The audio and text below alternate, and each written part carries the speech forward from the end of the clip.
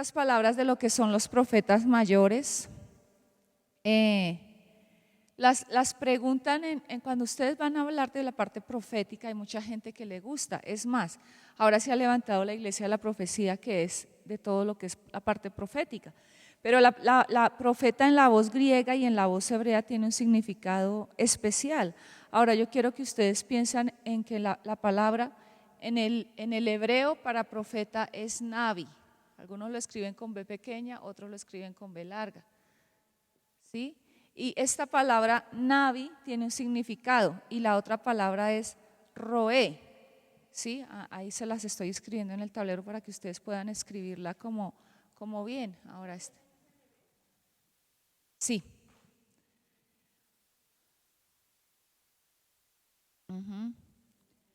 Ahora, navi tiene un significado y navi significa estático o extasiado, puede ser, no sé cómo le quieran ustedes poner, y aquel que es inspirado. Sí, no, navi. Este es el que más lo usan, ¿no? Y roé. Roé es otro significado, pero roé se le decía a los que eran videntes.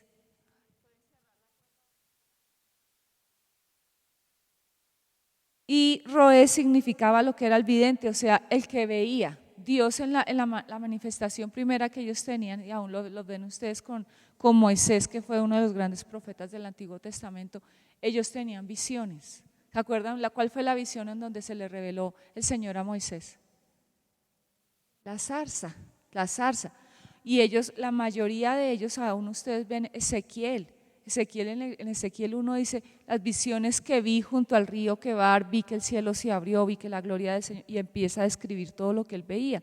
O sea, ellos serían unos ¿qué? Según estas palabras, unos roé, unos videntes. Y hay otros que son aquellos que son inspirados, ¿sí?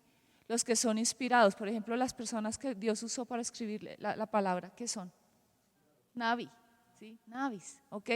Ahora quiero que tengan esto presente. ¿Por qué? Porque ahora se está levantando un mover profético y nosotros tenemos que saber cómo es la parte profética y por qué Dios levantaba hombres que eran usados para hablar en nombre de Dios. Eso es lo que se llama ser un profeta, aquel que habla en lugar de, y en el griego es ese. En el griego la palabra profeta significa el que habla en lugar de o en representación de.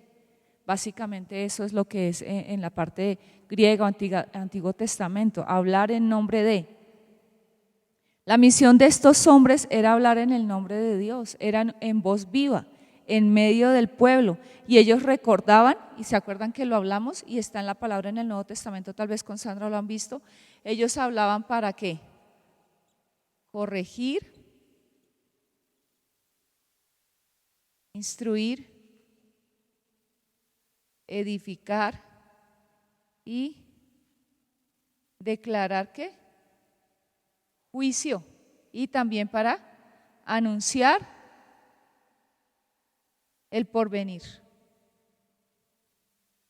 Ellos anunciaban lo que venía. ¿Se acuerda? Isaías dice que el Señor está hablando por medio del profeta Isaías y dice: aquí yo hago cosa nueva, pronto saldrá luz, ¿cierto? Entonces ellos tenían dos facetas importantes, tenía cada profeta, y era anunciar promesas, consuelos, juicios, y la otra denunciar pecado, denunciar que el pueblo estaba mal, declararles que ellos tenían que volverse a Dios. Esa era la visión de los profetas. Ahora, en la Biblia también son llamados los profetas como guardianes del pueblo y centinelas de Dios. Ahora, ustedes se acuerdan la gente que el pueblo tenía, ¿puedo borrar esto ya? El pueblo tenía unas murallas y sobre las murallas ellos colocaban atalayas. Se cree que muchos de los atalayas estaban las torres acá, ¿sí? Uy, yo no sirvo para edificar esto, bueno, acá. ¿Sí? Están las estas. Ellos tenían como unas torres, y en estas torres estaban los atalayas. Y ellos eran los que veían. ¿Veían el qué? Veían el peligro, venían cuando venían los enemigos. Dime.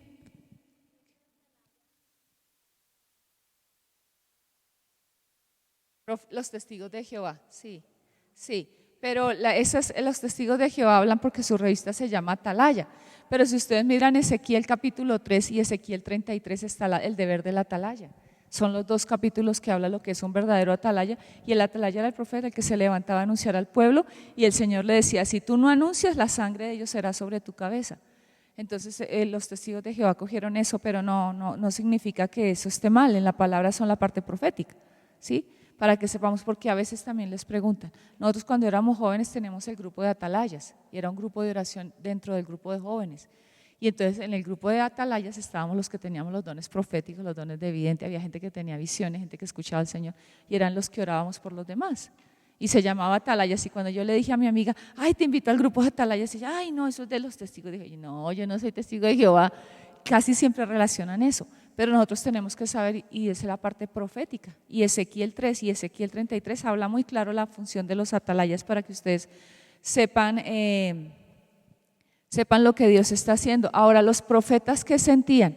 Ellos sentían el impulso de hablar, o sea, eran inspirados por Dios. Cuando uno recibe una palabra profética no significa que esa palabra, como la expreso yo, sea como que alguien viene y le dice, ay, diga esto. No, hay algo que empieza Dios a colocar y empieza a venir la palabra, un versículo. Por eso cuando uno tiene el don profético, uno tiene que estar muy fortalecido en la palabra, porque la palabra, lo que uno siente de Dios no es que sea una revelación nueva, es el Espíritu de Dios que usa la palabra y te la trae. Y tú estás ahí pensando en Perejildo, en la adoración, estás adorando a Dios, estás distraído y de pronto a veces llega la palabra y el Señor empieza, ¡pa! O sea, no necesariamente es que tú estés pensando en eso. A veces el Señor te coloca eso. Y ser profeta no es fácil. ¿Por qué? Porque a ellos los perseguían y los mataban muchas veces. Pero ellos transmitían el corazón de Dios al pueblo. Por eso la mayoría de los profetas, si ustedes lo ven en Jeremías, son demasiado sensibles. ¿Sí? Eso es una falla nuestra. Casi todos los que tenemos los dones proféticos somos muy sensibles. Como diríamos, huelen a princesa, ¿sí? Porque son, ay Dios mío, sensibles. Bueno, ¿cómo nació toda la parte profética? Pues el plan de Dios era hablarle a su pueblo, ¿cierto? Pero ¿cómo salió la parte profética del pueblo? ¿Se acuerdan cuando el pueblo iba y escuchaba al Señor? Y el pueblo le dijo a Moisés, Moisés, no, esto es muy duro, si nosotros oímos al hombre, a Dios morimos, por favor ve tú y nosotros haremos todo lo que tú nos digas. Y el Señor dijo, oh, ¿y quién me diera que tuvieran ese corazón? Pero desde ahí el Señor empezó ya a usar a profetas y él ya no volvió a hablar directamente, sino con hombres muy específicos. Ya no empezó, porque el pueblo rechazó el hablar directamente con Dios. El pueblo fue el que quiso intermediarios para hablar con él, pero no era el corazón de Dios. Sin embargo, las profecías y todo eso hablan del pensamiento de Dios y los hombres que fueron usados, tanto los escritores, porque por ejemplo nosotros no vemos a Juan como un profeta, ¿cierto? El apóstol Juan. Pero el apóstol Juan fue un profeta, vio todo Apocalipsis, fue evidente. Nosotros no vemos a Pablo como un profeta, pero fue utilizado para hablar la palabra de Dios de una manera profética que forma parte del canon bíblico y también tenía visiones, dice que él fue llevado al tercer cielo. Entonces a veces nosotros encasillamos al profeta tal vez como el Antiguo Testamento, pero no es así. En el Nuevo Testamento Dios se mueve de maneras tremendas. Yo he escuchado de hombres en Estados Unidos y lo vimos con el pastor que vino de Venezuela, el pastor David, y él un día tenía no sé qué cosas de que había recibido una iglesia y tenía muchas deudas y a él llegaron unos hombres que Dios los mandó, profetas, Dios les dijo, cojan este avión, vayan a tal parte, de tal parte pregunten por tal, cosas muy específicas y ellos vinieron y trajeron una ofrenda en dólares para esa iglesia y eran traídos por Dios por puras señales. Entonces Dios aún se mueve en cosas que son como inimaginables a veces para uno. El libro del intercesor de Res Howells, ustedes lo ven y es así. Dios le decía levántate y él se movía, el espíritu de él y el ministerio de él era la oración, pero era una oración en un nivel profético tremendo porque él se levantaba y el Señor le decía vete a la estación del tren y él se iba y le decía hazte en tal fila y él se hacía ahí, va a llegar una persona así, tú le vas a decir esto y esto y esto. Y era un nivel profético y eso no es del siglo I ni del siglo II, eso es de ahorita, de este siglo. Entonces nosotros tenemos que saber que la parte profética de Dios se mueve mucho aún en este siglo XXI. Y nosotros vemos que también hay un ataque del enemigo, porque como la parte profética va a ser tan usada en el tiempo de Apocalipsis, con los dos testigos y todo esto, ahora se levanta todo el mover contrario de Satanás para imitar lo de Dios. Entonces nosotros tenemos que saber, y hay dos escrituras que ustedes tienen que tener en cuenta, y es la que está en Primera de Pedro, que dice que ninguna escritura es de ¿qué? Ninguna revelación ni ninguna profecía es de interpretación ¿qué? Privada, privada.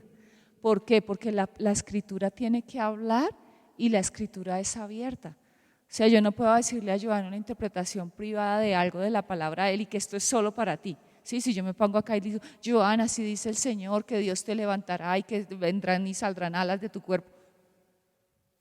No, no es así. Lo que pasa en la iglesia de la profecía, pasa eso. Nosotros tuvimos un hermano acá que llegó, bueno, medio hermano porque era de allá, pero ellos, la mamá estaba con cáncer y allá le dijeron en profecía que Dios la iba a levantar. Y él llegó acá herido contra Dios y peleaba con Dios y dijo, pero si tú dijiste que la ibas a levantar, y efectivamente la levantó, pero la llevó, no la dejó acá en la tierra, ella murió. Y él se enojó contra Dios por una profecía falsa. Y entonces él decía, Dios no es justo. Pero a veces nosotros tenemos que tener discernimiento de qué es lo que Dios dice y qué es lo que no dice. ¿Sí? Yo no sé si esto sea real, pero hay un muchacho que es famoso acá en Colombia. Bueno, esto no lo voy a decir en el micrófono. Que es el hermano de adivinación. El espíritu profético es diferente al espíritu de adivinación que se mueve en el mundo.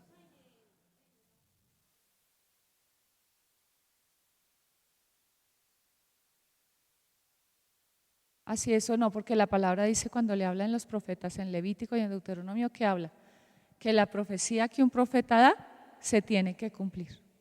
Y tú sabes por el fruto si la profecía es verdadera o es falsa. Es así de sencillo. Pero también Dios va a usar a veces que uno suelte palabras y algunas se cumplan y otras no.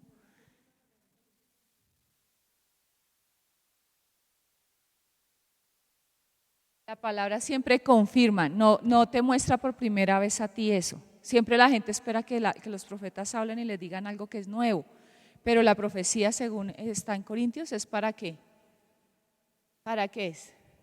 Para exhortar, para corregir, consolar y edificar. Pero ya Dios ha tenido que hablarte la palabra a ti. Antes no, ¿ok? Ahora, de todos los profetas mayores y todo lo que tenemos, son los 4 mayores y 13 los menores, ¿ok? Ahora, vamos a hacer ya lo de las exposiciones, chicos, los pueblos. ¿Qué dicen? ¿Ya? ¿Qué grupo arranca?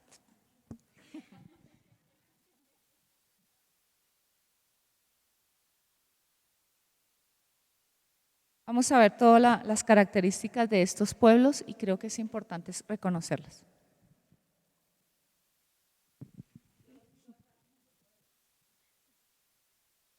Bueno, nosotros nos tocó el pueblo asirio.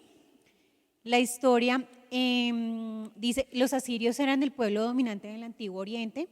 Su reino se encontraba entre los ríos Tigres y Éufrates y sus dos principales ciudades fueron Asur y Nínive.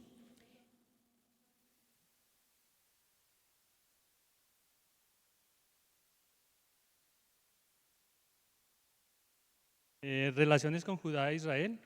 Durante el periodo de ascencia de Asiria, el pueblo judío se dividió en dos reinos, Israel y Judá. Israel estaba en constante guerra con Asiria, hasta que finalmente Israel comenzó a rendirle homenaje a Asiria. A finales del siglo VIII, el rey Ahaz de Judá unió fuerzas con el rey de Asiria para luchar contra Israel y Siria. Aquí estaban los profetas Oseas, ¿los vas a escribir? Los profetas Oseas, Amós,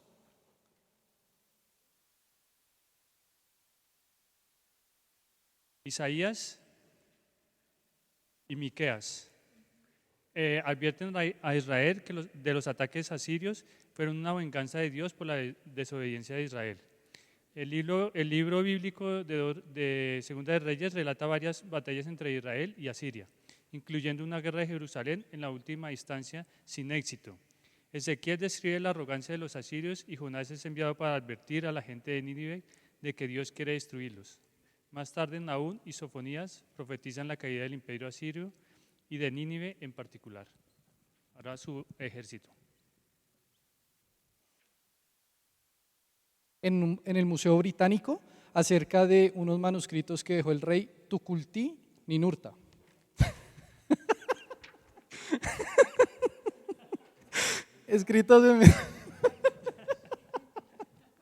escritos en 1234. Estos manuscritos, una parte textual dice, escrito por el rey, les corté las cabezas y las amontoné a las puertas de sus ciudades como gavillas de trigo. Característica de ellos era que a donde llegaban tenían que arrasar completamente y lo hacían básicamente buscando amedrentar a los pobladores de las zonas aledañas. Tenemos aquí una…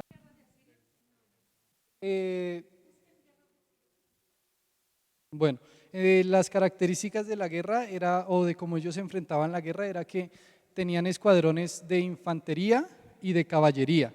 Los de infantería se creen que eran los escuadrones más grandes de cualquier ejército para su época y tenían armas de última tecnología para su época. O sea, ellos instauraron dentro de la guerra la utilización del hierro como arma de guerra y gracias al hierro y a los caballos, en cuanto a la infantería, pues generalmente iban de a dos, uno llevaba un arco, un escudo y el otro llevaba la espada. En cuanto a la caballería, iban tres montados en el caballo, uno manejaba, uno con un escudo y el otro con un arco.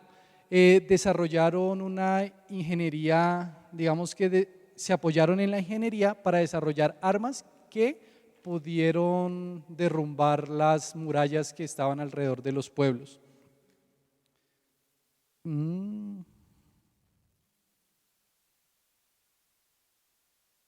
Y bueno, otra característica de ellos era que llevaban muchos pueblos cautivos. Lo hacían con el objetivo, Asiria fue un pueblo muy próspero desde el siglo IV hasta el siglo VII, que es el siglo de su caída aproximadamente, y fue básicamente todo lo que desarrollaron a nivel agrícola y a nivel de la economía fue porque tenían pues mano de obra de los esclavos. Y otra característica es que ellos instauraron, digamos que fue el primer ejército del que se tiene registros literarios que instauraron el pago a sus soldados para que participaran, es decir, no eran cualquier tipo de soldados, eran gente entrenada para eso.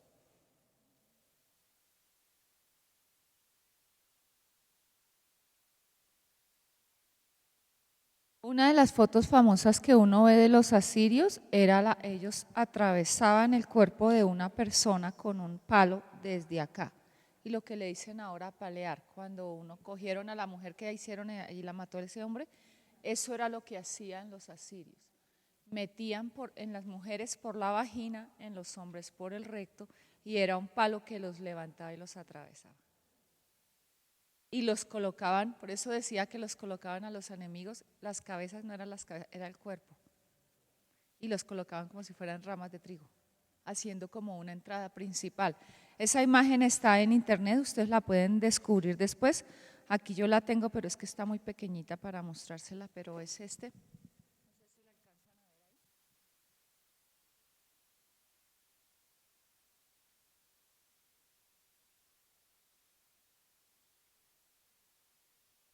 Ahora yo quiero que ustedes entiendan por qué el pueblo de Israel se aliaba con ellos.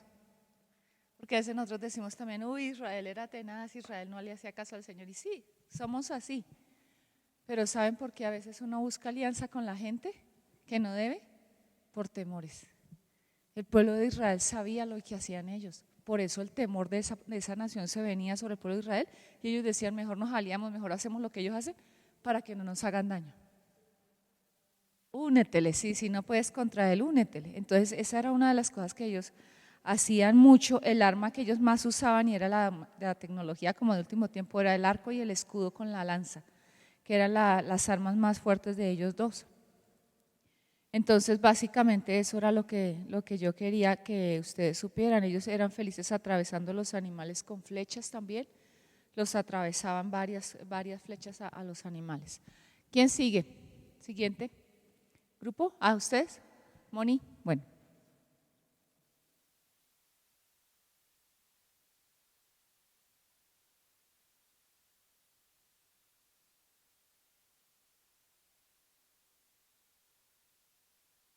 Bueno, nuestro grupo va a presentar a Persia.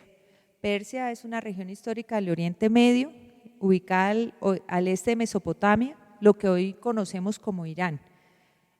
Los persas fueron un pueblo de origen indoeuropeo de la rama iraní, que se fusionaron con los pueblos que iban conquistando en la época que se llama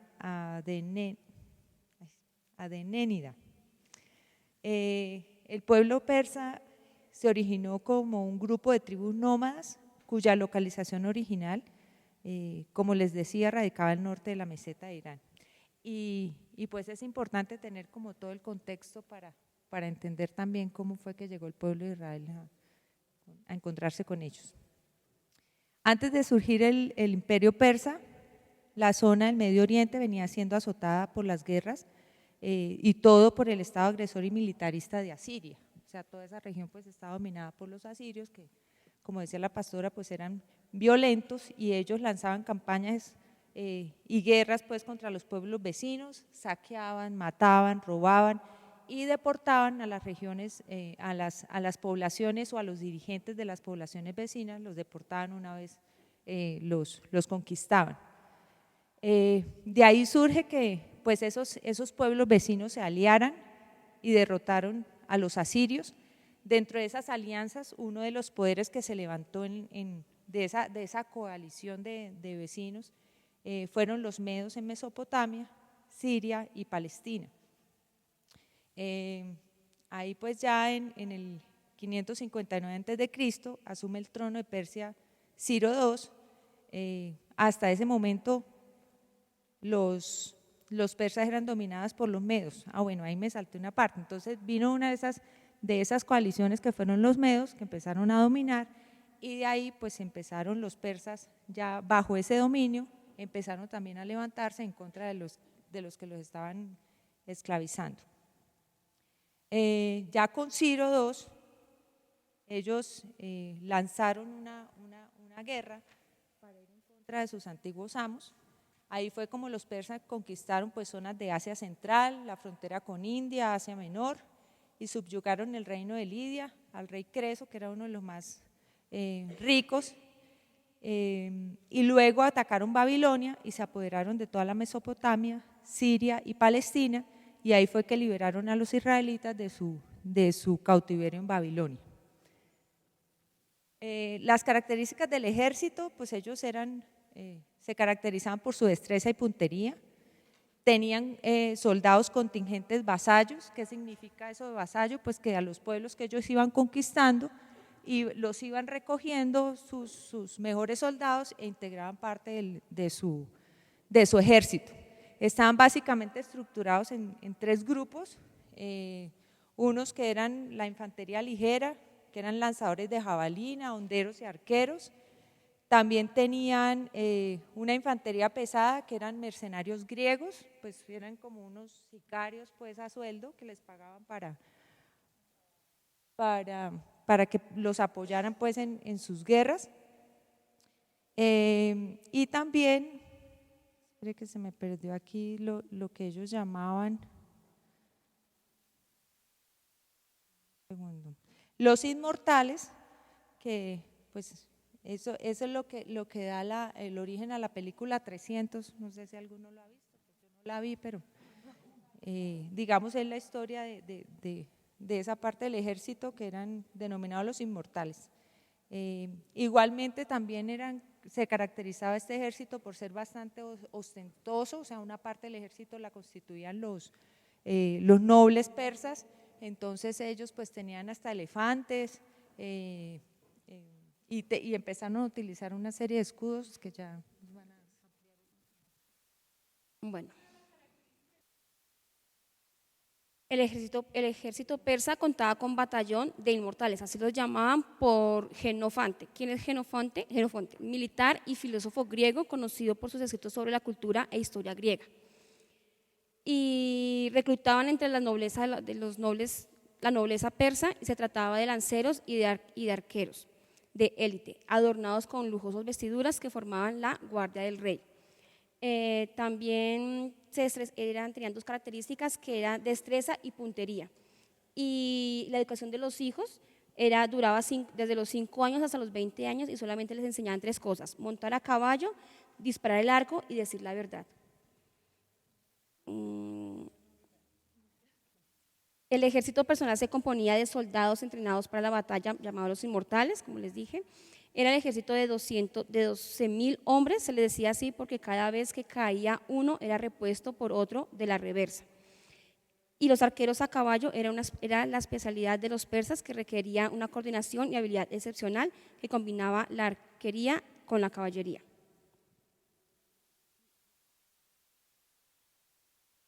Bueno, para complementar lo que decía Patti, digamos que el servicio militar era obligatorio para todos ellos. De nacimiento se estimaba en unos 4 años tenía que durar como ese servicio militar, prestar el servicio desde los 20 años, que era como la edad de inicio. Y ya los entrenaban, era directamente pues para la guerra, se utilizaban a estas personas como ya policías pues para mantener como el orden del imperio. Otra característica era que habían unos que eran, pues decían, los arqueros combatían copiando de los asirios, asociando arqueros con escuderos. Entonces en la primera línea formaban, dice que portaban un escudo que era un rectángulo de cuero entretejido con mimbres que llegaba como desde los hombros hasta los tobillos, pero sin contar con algún otro tipo de protección, o sea, ningún casco y coraza como, ¿no? Exacto, además estaban armados con una lanza de 2 metros de largo. Y cada uno, pues digamos que hacían como una fila de 10, y si el que estaba en el primer lugar, pues digamos que caía, entonces ya digamos que dependía pues de los que venían detrás, exactamente. Y ellos, digamos que pues con lo que se defendían, con lo que tenían, eran cuchillos curvos con filo, pero sin punta, pero estaban en pues una clara desventaja contra un enemigo resuelto. Al carecer pues estos, digamos que de estos sí no tenían una armadura y pues un casco. Y ya, pues como que lo que tengo eso. Ya como para finalizar, ellos también estaban pues, digamos que más que su estrategia había algo muy importante que se llamaban los soldados de élite, los inmortales persas. Es decir, que cada vez que uno caía venía otro a reemplazarlo inmediatamente. De ellos se burlaban mucho porque ellos decían que ellos pues tenían muchos esclavos o vasallos, pero que ningún guerrero. Pero realmente ellos era una estrategia de estar unidos, y cuando alguno moría estuviera el otro ahí mismo. Había tanta unidad, habían muchísimos. Y su estrategia siempre fue toda la parte de arco, de arco y flecha y lanzas. Decían en la batalla de Espartaco, yo leía que obviamente ellos, los otros eran mucho más fuertes, pero el rey llamado Efialtes, traicionó a los suyos y le dijo a Jerjes, que era el comandante en ese momento de los persias, que cuál iba a ser el camino o cómo iban a estar los espartanos. Y ellos hicieron una estrategia, era que estaba todo el pueblo reunido, le dijeron en qué momento pues ya iban a estar en descanso, rodearon todo el pueblo y lo que hicieron fue llenarlo totalmente de arcos.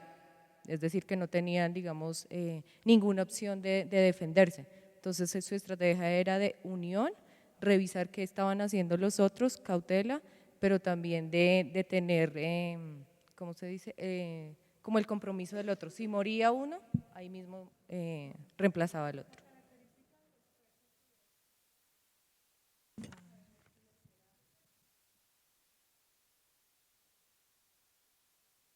Bueno, nos tocó el imperio babilónico. Dice que era un antiguo imperio localizado en Mesopotamia, lo que es Irak hoy. Se origina a partir de los territorios combinados de Akkad y Sumer. Fue fundada por Nimrod, ya conocemos este personaje, por la Torre de Babel. Se consideraba Babilonia su principal ciudad. Génesis 11, en la Torre de Babel. Ese dice que fue el fundador de Babilonia. Babilonia fue una ciudad creciente en cuanto a comercio, cultura y muy rica. Ese imperio cayó a manos de los persas en el año 530. En cuanto a la religión, era también politeísta y animista.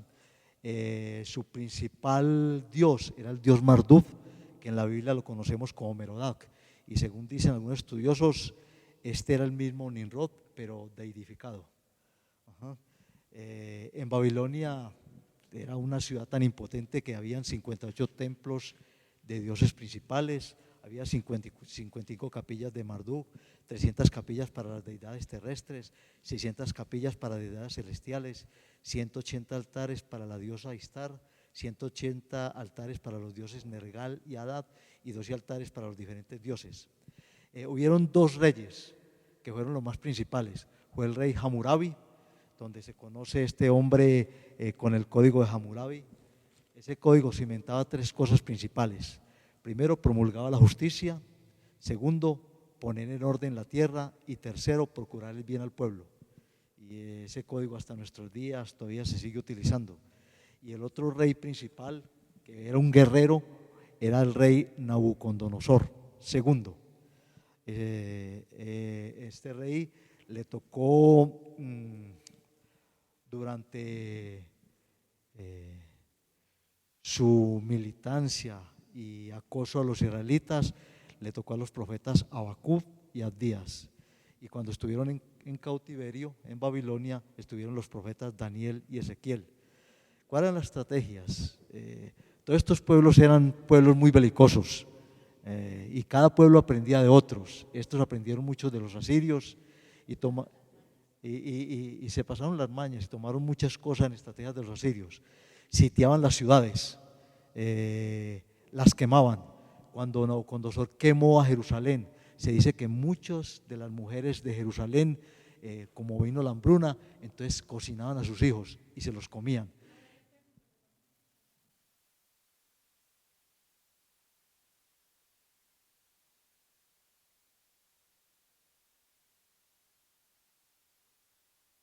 Bueno, cuando ellos sitiaban una ciudad, primero que todo la rodeaban y no dejaban que nadie saliera de adentro. Entonces, prácticamente lo que ellos necesitaban para comerciar, para vivir, pues no había. Y la ciudad empezaba a sufrir de hambre, de necesidades físicas. Y entonces tenían que o morir o doblegarse. ¿De acuerdo? Otra de las cosas era que cuando llegaban los babilonios se llevaban los prisioneros, pero no se llevaban los pobres.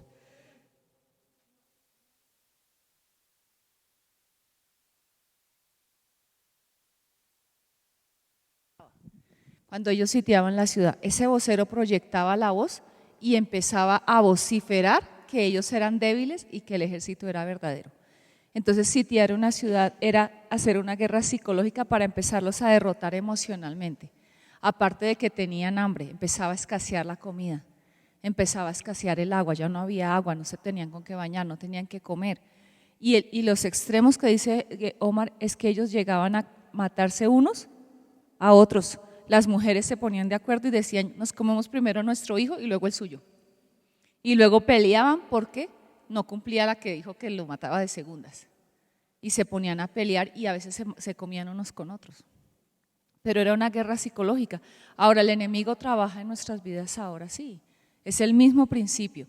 Tú te rodeas de una circunstancia, la circunstancia te ataca, tú te sientes sin salida y empiezas a derribarte adentro. Porque te sientes sin que todo está cerrado, que no hay una esta. Pero esa es una guerra psicológica. Y ellos con eso hacían eso. Cuando ellos estaban derrotados, ya con hambre, sin comer, ahí entraban. Algunas veces la ciudad sitiada se rendía, pero era muy pocas veces, porque ellos sabían que igual se rendían y iban a ser esclavos y les iba a tocar muy duro. ¿Ok? Sigue, Omitar. Sí, entonces, mira que los prisioneros eran llevados cautivos, pero se llevaban siempre a la clase noble y sobre todo, y también a los artesanos y agricultores, no se llevaban los pobres. saqueaban, incendiaban, también se llevaban a los cautivos jóvenes más capacitados para cultos y sabios. Los llevaban y los transformaban en personas diferentes a sus creencias religiosas. Ahí vemos nosotros que, por ejemplo, Daniel fue llevado, fue colocado en un lugar como gobernante, pero él siguió con su Dios, con su creencia que venía. Se dice que en las armas utilizaron carruajes, utilizaron flechas y arcos, también escudos, y utilizaban una cosa que era muy parecida, no sé si eran como las catapultas para derrumbar los atalayas, derrumbar las ciudades. Fue un pueblo demasiado bélico, pero sin embargo también en la parte industrial, en la parte de comercio, fue un pueblo que dejó bastantes enseñanzas para las posteriores generaciones, y sobre todo Grecia, Roma y los hebreos se beneficiaron mucho de eso. Eso es básicamente lo que yo quiero que ustedes sepan de los pueblos, para que sepan todo lo que Israel enfrentaba. Ahora, yo hace 8 días les di todo el esquema de lo que son todas las palabras que resumen cada uno del contexto y de la historia de cada uno de los profetas mayores y menores, ¿cierto? Cada uno de ustedes tiene esa fotocopia ahí, la miramos. Ahora, yo solo quiero que sepan algo importante, y es de Jeremías. Voy a dar algunas características de algunos profetas, no de todos, y se los dije la vez pasada. Jeremías era caracterizado por ser el profeta llorón. Profeta llorón, ¿por qué? Porque Jeremías anunció todo lo que venía, que era la cautividad y todo lo que pasó, el juicio. Jeremías solo vio tristezas. Por eso era que Jeremías se le dice llorón, porque él lloraba. Él era muy sensible a lo que estaba pasando. Lamentaciones tipifica lo que Jeremías veía, la gente muriendo de hambre, siendo llevados cautivos, las torturas, las cosas que ellos pasaron. Entonces, en el libro de Jeremías se narra la historia de Israel, pero aparte de eso se narra la vida de él como profeta, ¿sí? Igual que Isaías tiene partes proféticas de lo venidero, juicios, tiene también partes de la vida personal del profeta, como Isaías 6, cuando murió el rey Usías, que era su primo, todas estas características. Pero Jeremías tiene unas cosas que yo quiero que ustedes puedan mirar, y quiero que vayan al libro de Jeremías. De Isaías hace 8 días hablamos y dijimos los capítulos importantes mesiánicos y todo esto, ¿cierto? Ahora, miren por un momento Jeremías capítulo 15.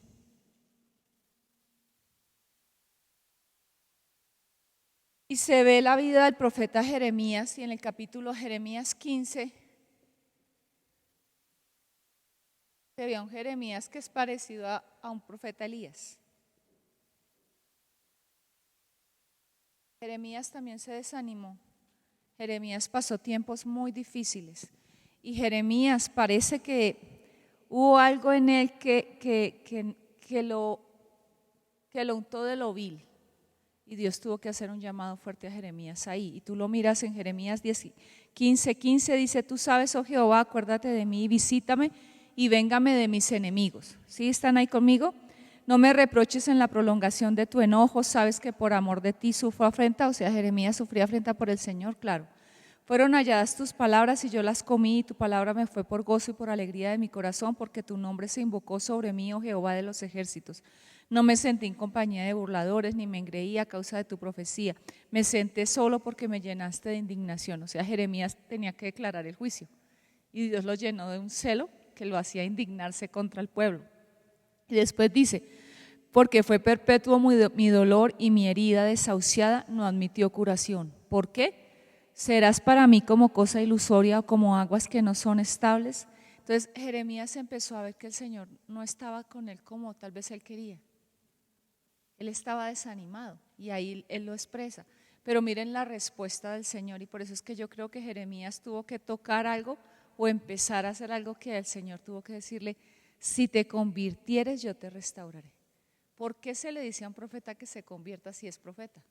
¿Cierto? No se le diría. Algo pasó en la vida de Jeremías que lo afectó, no sé si físicamente o emocionalmente en sus pensamientos, y dice, y delante de mí estarás, y si entresacares lo precioso de lo vil, serás como mi boca. O sea, el Señor tuvo que recordarle a Jeremías, y esto habla en lo que yo les estaba hablando ahorita, de que por la boca de un profeta puede salir cosas preciosas o cosas que viles. Y lo que el Señor le está diciendo a Jeremías es diferencia. Sácalo de entre lo vil, empieza a sacar lo precioso. ¿Sí? Saca lo precioso, no te quedes con lo vil. Ahora Jeremías fue animado por el Señor y dice ahí en ese mismo versículo, conviértanse en ellos a ti y tú no te conviertas a ellos. Hablando de la presión de grupos sobre una vida.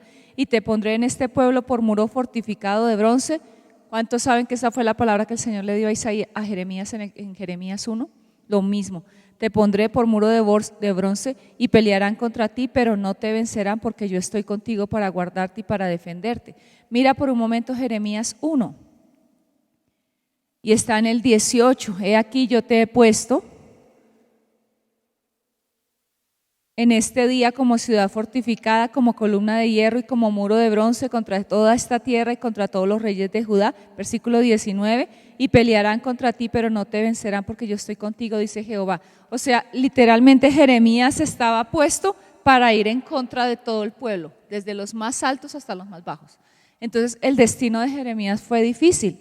Y ustedes ven a Jeremías y ahí aparecen, vayan pasando las hojas, ustedes van a empezar a ver cómo todo él fue amenazado de muerte. Él dio cartas a los que iban a ser llevados cautivos, todo esto.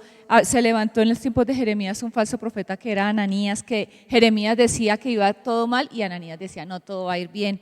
Todas estas cosas, él habló en el 31 del nuevo pacto y ahí dio palabras como de consuelo. En el 33, ¿sí? Versículo famoso, Jeremías 33:3, clama a mí y yo te responderé cosas grandes y ocultas que tú no conoces. ¿Ok? Ahora, cuando tú miras, Jeremías tiene muchos capítulos. ¿Cuántos capítulos tiene Jeremías? 50. ¿Cuál era el escriba? Y quiero que miren el capítulo 45, Jeremías tenía un escriba. ¿Qué hacía el escriba? El escriba era el ayudante de ellos que les ayudaba ¿a qué? A escribir. Recuerden ustedes que los profetas y la gente que hacía y tenía toda la ley en el Antiguo Testamento, ellos tenían que tener rituales para escribir lo que Dios decía. Se tenían que lavar las manos, cuando escribían Yahvé no podían equivocarse, si se equivocaban les tocaba volver a escribir otra vez todo el rollo, ellos no podían tener tachones. Entonces los escribas eran gente que estaba específicamente especializada en eso, en escribir sin equivocar, tenía la ortografía correcta, sabía hacerlo muy bien. Baruc era el escriba de Jeremías. Y ustedes van a encontrar que en la Biblia católica hay el libro de Baruc, ¿sí? Pero en el libro de Baruc tú encuentras, si me equivoco, perdónenme, ¿sí? Ese no es. Ahora, Baruc era un escriba, no era un profeta. Baruc hizo la función de escriba de Jeremías, mas no era él el profeta. Sí, esto es claro que ustedes lo tengan porque se lo van a preguntar. ¿Y ustedes por qué no tienen el libro de Baruc en su Biblia? Porque él era el escriba, no era el profeta. Después él habla de las profecías contra Edom, los amonitas, Elán, Damasco, Cedar y todo lo que vino contra Babilonia. Y en el capítulo 52 está hablando de Sedequías, ¿cierto? Y dice, miren lo que dice Jeremías de Sedequías, versículo 2, hizo lo malo ante los ojos de Jehová, conforme a todo lo que había hecho Joacín. Ahora, bajo Sedequías ocurrió ¿qué? La caída de Jerusalén. Ahí está en el versículo 4 hasta el versículo 11. Y dice que ellos fueron sacados, todo el ejército vino y de todas partes vinieron y estuvo la ciudad sitiada hasta el 11º año del rey Sedequías. O sea, estuvo mucho tiempo sitiada. Nabucodonosor, que era el rey de Babilonia en ese tiempo, sitió a Jerusalén y dice versículo 7, fue abierta una brecha en el muro de la ciudad y todos los hombres de guerra huyeron y salieron de la ciudad de noche por el camino de la puerta entre los dos muros que había cerca del jardín y se fueron por el camino del ¿qué? Ellos tenían miedo, ya estaban sitiados, imagínense, los hombres de guerra salieron huyendo. que eran los valientes, ¿cómo estaría el resto del pueblo? ¿Sí? Y miren el furor del pueblo. El pueblo en el versículo 9, prendieron al rey y le hicieron venir al rey de Babilonia, a Ribla en tierra de Hamat, donde pronunció sentencia contra él y degolló el rey de Babilonia a los hijos de Sedequías delante de sus ojos. O sea, ellos eran crueles porque imagínense un papá viendo o una mamá que sacrifican a sus hijos y los degollan delante de él. Y dice después, también degolló en Ribla a todos los príncipes de Judá. No obstante, el rey de Babilonia solo hizo una cosita pequeñita con Sedequías. Le sacó los ojitos. Ese fue el juicio de Sedequías. ¿Sí? Pero a él no lo mató. Y dice, y lo puso en la cárcel hasta el día en que murió. A ellos les gustaba torturar. Y era una tortura primero de dolor con la familia y luego también de ¿qué? De dolor físico, pero sin ver lo que ellos querían ver. Hasta que ellos morían. Entonces ahí habla ya después toda la cautividad de Judá, si ustedes lo miran, empieza Joaquín y los honores de Babilonia. Joaquín fue el que quedó encargado para cuidar lo que quedaba del resto de Jerusalén, que no era casi nada. Todo esto lo hablaremos ya después cuando veamos más a profundidad los libros. Ahorita estamos viendo solo superficial. Y Lamentaciones está todas como los cánticos y las tristezas de Sión, expresadas de forma poética. Y son como, por ejemplo, si tú miras, él está en el capítulo 2, versículo 18, el corazón de ellos clamaba al Señor, oh hija de Sión, echa lágrimas cual arroyo día y noche, no descanses ni cesen las niñas de tus ojos, levántate, da voces en la noche al comenzar las vigilias, derrama como agua tu corazón ante la presencia del Señor. ¿Qué está haciendo ahí todo esto? Él está expresando y dice, alza tus manos a él implorando la vida de tus pequeñitos que desfallecen de hambre en las entradas de todas las calles. Y el versículo 20, Jeremías expresa su corazón. Mira, Jehová, y considera a quién has hecho así. O sea, el Señor, porque han de comer las mujeres el fruto de sus entrañas, se comían a sus pequeñitos, los pequeñitos a su tierno cuidado, han de ser muertos en el santuario del Señor el sacerdote y el profeta, niños y viejos yacían por tierra en las calles, mis vírgenes y mis jóvenes cayeron a espada, mataste en el día de tu furor, degollaste, no perdonaste, has convocado de todas partes mis temores, como en el día de la solemnidad y en el día del furor de Jehová, no hubo quien escapase ni quedase vivo, los crié y mantuvo, mi enemigo los acabó. Los crié y los mantuve. O sea, ¿qué estaba viendo Jeremías? Lamentaciones. Cuando tú quieras entender por qué se le dice a Jeremías llorón, lee Lamentaciones. Eso era lo que él veía. Entonces pónganse en ustedes, nomás ustedes sin comer, su familia, toda esta situación, parecido a Venezuela. Es muy parecido así. Entonces eso fue la vida del profeta Jeremías. Ahora quiero que piensen por un momento, yo no voy a entrar en Ezequiel ni en Daniel porque Daniel lo vamos a ver más adelante, los que ya lo vieron pues ya saben todo lo que se habla de la parte profética, pero yo quiero que ustedes miren por favor el libro del profeta Oseas y quiero irme allá, el profeta Gomelo. Oseas fue un hombre que le tocó tener un llamado. La mayoría de los profetas, y lo dije también la vez pasada, fueron tocados por Dios, pero muchos de ellos eran del campo, sin estudios, excepto Isaías, que era de familia real, ¿ok? Pero el profeta Oseas, ¿qué significa qué? ¿Alguien sabe qué significa Oseas? No. Nada, esa no. Salvación. Fue mandado en su ejercicio de profeta a casarse con una prostituta. Cosas que a veces contradecían la palabra de Dios, ¿sí?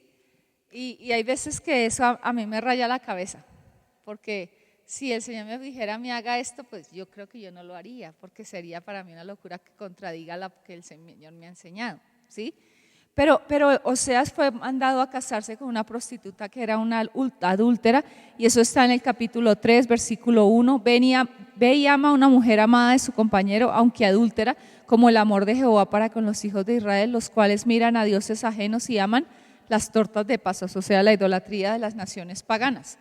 Oseas tipifica al Señor.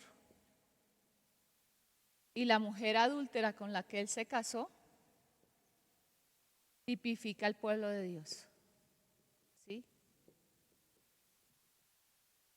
Unos dicen que era prostituta, otros dicen que era solo adúltera, pero igual se metía con hombres, entonces era muy parecido el oficio, nada que hacer. Ahora, el Señor empezó a hablarle y Oseas tuvo unos hijos con ella. Pero en Oseas quiero que miren Oseas capítulo 5, versículo 15. Y todo el libro de Oseas es una historia muy linda. Cuando tú tengas una pareja en consejería, cuando alguien llegue a consejería y tú no entiendas cómo explicarle a ella, porque es difícil entender el adulterio si tú no lo has vivido. Es difícil sobrellevar un dolor en el matrimonio si tú no lo has pasado. Pero en Oseas es muy bonito poner a una persona para enseñarle que el amor de Dios permanece. El amor nuestro siempre ante la primera falla se cae y vemos los obstáculos como lo que nos separa. Pero el libro de Oseas enseña que Dios tiene un amor incondicional y aparte un amor que persevera, ¿sí? Ahora, estas dos características es lo que hacen que el libro de Oseas sea muy edificante cuando una pareja está atravesando por este tiempo. En Oseas 2 él dice, yo la rodearé, la llevaré al desierto, quitaré todos sus amantes y la llevaré al desierto y le hablaré al corazón. Sí, en Oseas 13 él empieza a decir, te desposaré conmigo en justicia, en benignidad, en misericordia. Y en Oseas capítulo 5 él dice, y en el versículo 5:15 dice, andaré y volveré a mi lugar hasta que ¿qué? Hasta que reconozcan su pecado y busquen mi rostro, en su angustia me buscarán. Y esa frase para mí y esta parte de Oseas es muy importante, porque ahí está hablando de que cuando a veces nosotros somos tercos, Dios hace una distancia hasta que uno reconozca y vuelva a Él. El que tiene que volver a Él no es Él a nosotros, sino nosotros a Él. Entonces hay tiempos de distancia en la vida de gente y la gente tiene que mirar, Dios está distante por mí porque yo hice algo malo, he hecho algo malo. Y la segunda, una parte profética, venid y volvámonos a Jehová porque Él arrebató y nos curará, hirió y nos vendará, nos dará vida, y mira qué le suena esto, después de 2 días y en el tercer día nos resucitará y viviremos delante de Él. Y ese versículo me parece espectacular. Conoceremos y proseguiremos en conocer a Jehová, como el alba está dispuesta a la mañana y vendrá a nosotros como la lluvia que tardía y temprana a la tierra. Entonces esto es algo que yo quiero, esto tipifica la resurrección, 3 días. Y como el Señor a veces en medio de la angustia espera que nosotros volvamos a Él y que Él nos da oportunidades de vida, ¿ok? Esto es algo que quería recalcar. Lo demás de Oseas habla en el 11, el pueblo obstinado y cómo Dios trabaja. Joel, el profeta Joel habla acerca de volverse y de rasgar el corazón, la misericordia de Dios y la devastación de la tierra. De ahí es donde saca todo el mundo el famoso dicho que está en el versículo, ya se lo digo,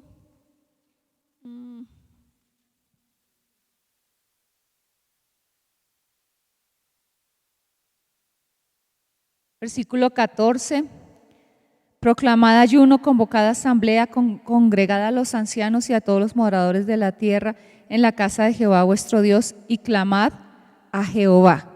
Y en el 2:13, rasgad vuestro corazón y no vuestros vestidos y convertíos a Jehová de todo a vuestro Dios, porque misericordioso es y clemente, tardo para la ira y grande misericordia y que se duele del castigo. Y habla la fase profética más importante del derramamiento del Espíritu Santo que ustedes encuentran en todos los profetas menores, y bueno, excepto Isaías que también habla de esto, pero es la frase del derramamiento del Espíritu Santo en el 2:28 al 33, derramaré mi espíritu sobre toda carne, ¿ok? Esa es la parte profética que ustedes tienen que también tener, que eso se cumplió en Pentecostés y aún hoy en día oramos porque eso sea una realidad sobre nuestros jóvenes y sobre los ancianos. ¿Ok? las demás cosas de los demás profetas no voy a entrar, yo ya les di a ustedes en las fotocopias lo que ustedes tienen que saber. De Jonás saben que Jonás hizo una parte en Nínive, pero como Jonás no terminó, luego le tocó cumplir. En Nahum vio lo que Jonás dejó de hacer. Nahum lo vio cumplido el juicio sobre Nínive. Habacuc también, la tristeza, pero en Habacuc tienen ustedes una parte profética hermosa para animar a la gente en tiempo difícil, y está en 3:17, aun cuando la higuera no florezca, ni en las vides haya fruto. Ahora, quiero que ustedes piensen y voy a terminar. Malaquías, que es el profeta. Ageo habla de la reconstrucción y exhortación a hacer el templo, a no pensar solo en nosotros mismos, sino en la casa de Dios. Ese sería un buen libro para estudiar con la iglesia, ¿cierto? En este tiempo. Sí, de que el templo de Dios y la casa de Dios es de todos, no de unos cuantos. Luego está Malaquías. Malaquías cierra la parte profética y cierra el Antiguo Testamento. Malaquías termina con el versículo 4:6 que dice: Él hará volver el corazón de los padres hacia los hijos y el corazón de los hijos hacia los padres, no sea que yo venga y hiera la tierra con maldición. Ahora yo quiero que ustedes anoten el periodo intertestamentario. Sucedieron acontecimientos que yo quiero que ustedes los tengan. ¿Qué pasó en eso? En ese periodo, que fueron los 400 años de silencio, se cerró el canon del Antiguo Testamento. Ahí ya no hubo más añadidura al canon del Antiguo Testamento. Hubo 400 años de silencio entre el Antiguo y el Nuevo Testamento. Ahora, ¿cuáles son los acontecimientos importantes? Y esto sí se los voy a dictar, quiero que los anoten. Alrededor del año 435 se completa el canon del Antiguo Testamento. 435 antes de Cristo. En ese tiempo, Babilonia era la potencia, ¿cierto? Y quedamos ahí en la parte profética. Babilonia era ahí la potencia, pero después de que Babilonia era la potencia, ¿qué imperio subió? Los medo-persas.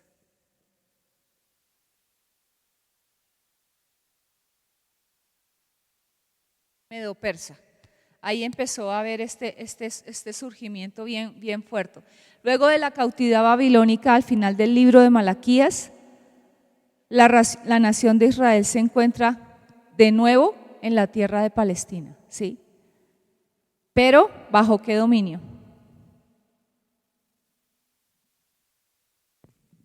Persa y medo-persa. Tenía estos dos dominios. Volvieron, pero estaban ¿qué? Aún bajo el dominio de otras naciones. El templo había sido restaurado en Jerusalén. En esos 400 años todo esto pasó. Y la descendencia de Aarón continuaba ofreciendo sacrificios y todo esto.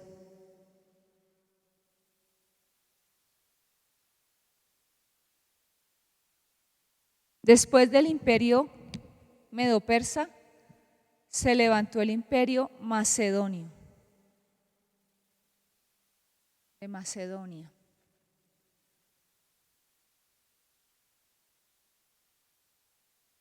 Y aquí surgió Felipe de Macedonia,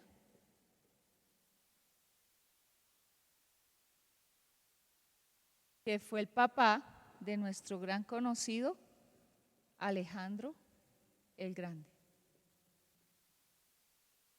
Esto es importante que ustedes lo sepan porque les van a preguntar: ¿y qué? Ustedes los cristianos, ¿y en qué pasó en esos 400 años de silencio? Ustedes, no, pues sí, guardó Dios silencio, ¿y qué más? No, pasaron cosas.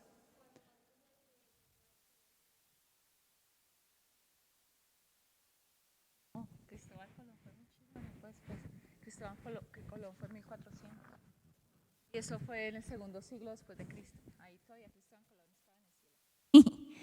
Bueno, ahora se levantó Alejandro el Grande y en el año 330 antes de Cristo hubo la batalla entre ¿qué? Entre los persas y los griegos. 330 antes de Cristo. 330 antes de Cristo. la batalla entre los persas y los griegos.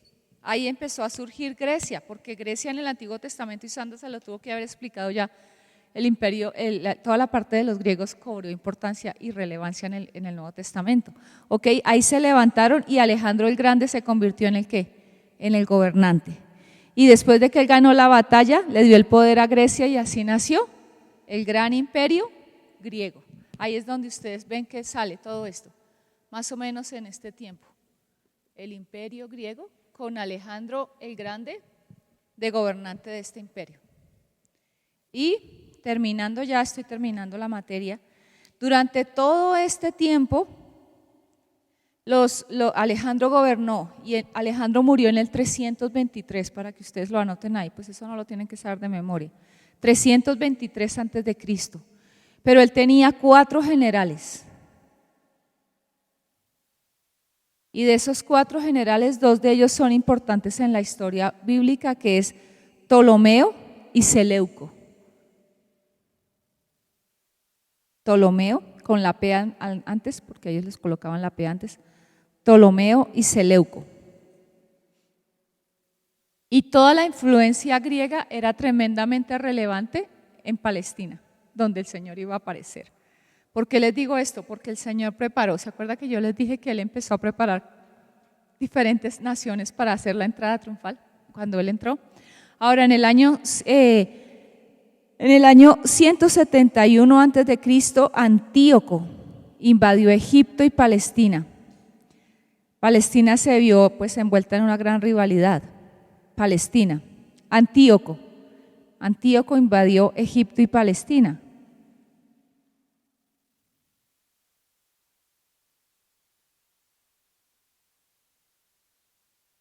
Antíoco.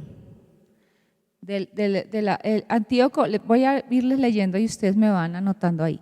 O sea, cuando nosotros estamos hablando de todo esto, Antíoco fue un hombre que se levantó y él estaba tratando de levantarse en medio del imperio que ¿sí? Ahora, él empezó a hacer que el pueblo organizara una revuelta y mataron y derrotaron a Melenao. Estas son personajes que surgen en la historia del Nuevo Testamento y ustedes ahorita, no voy a entrar en esto porque si no se les vuelve la cabeza como al revés y no quiero desorganizarlos. Pero básicamente este hombre surgió y quiero que ustedes lo tengan ahí por si alguna vez ustedes dicen, ay, ¿este dónde estaba? En el periodo intertestamentario. Se levantó y trató de derribar. Ahora, el templo fue limpiado durante el liderazgo de Judas Macabeo.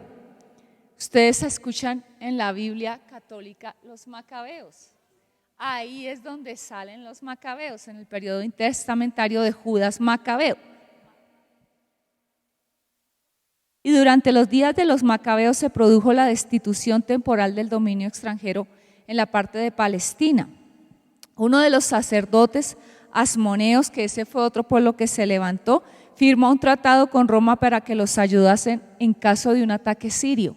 Ahí empezaron todas las naciones a hacer alianzas y cuando el Señor apareció, aparecieron otros generales y otros de estos ejércitos empezaron a aliarse. Ahí entra Roma en el escenario y empieza Pompeyo, todo el senado romano empieza a aparecer. Ahora en la batalla que hubo y Antípater, que es otro personaje que ustedes lo van a ver después en la historia, esto no lo ve.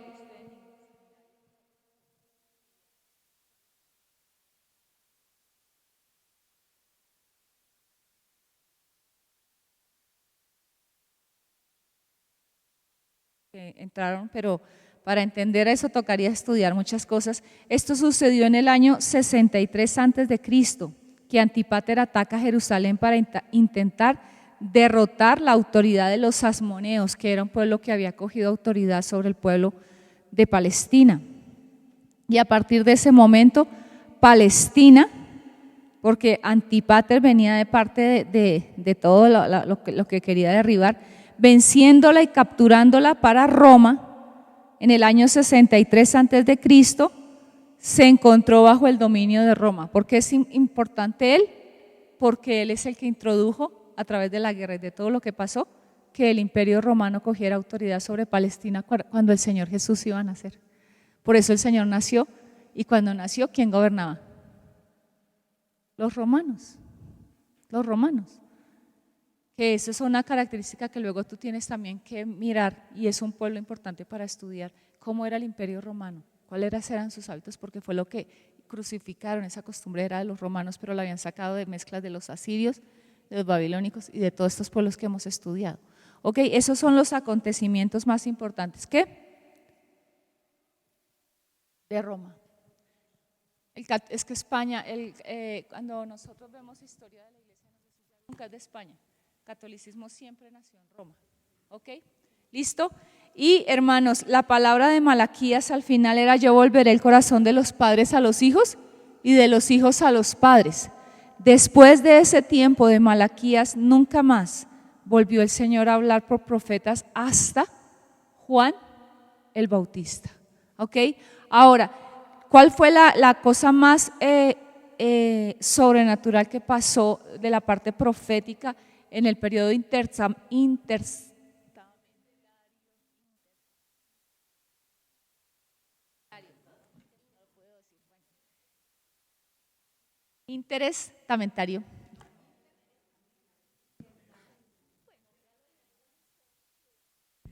Cuando pasó eso, ellos vieron, y la señal que vio el rey de Judea y los reyes de Galilea, que en ese tiempo estaba Pompeyo, el senado romano, nombraron a Antípater como el procurador de Judea. Antípater era el procurador de Judea. Se convirtió también ahí el hijo de él, que se convirtió en el rey de Judea, se le conoce como Herodes el Grande. Por eso ellos son importantes, esos nombres que a uno ni le importan a veces, pero ¿de dónde salió Herodes el Grande? De Antípater. Y cuando pasó esto, nació Jesús en Judea en los días del rey Herodes, y el acontecimiento principal de ese periodo, ¿cuál fue? Se cumplieron las profecías de Isaías, pero también empezó a haber una ¿qué? Empezó a haber una ¿qué? Una estrella, que el Señor no habló literalmente con profetas, porque Juan el Bautista apareció después. Él en ese tiempo también estaba muy pequeño, pero el Señor habló a los reyes que decían que eran más bien sabios del oriente por medio de las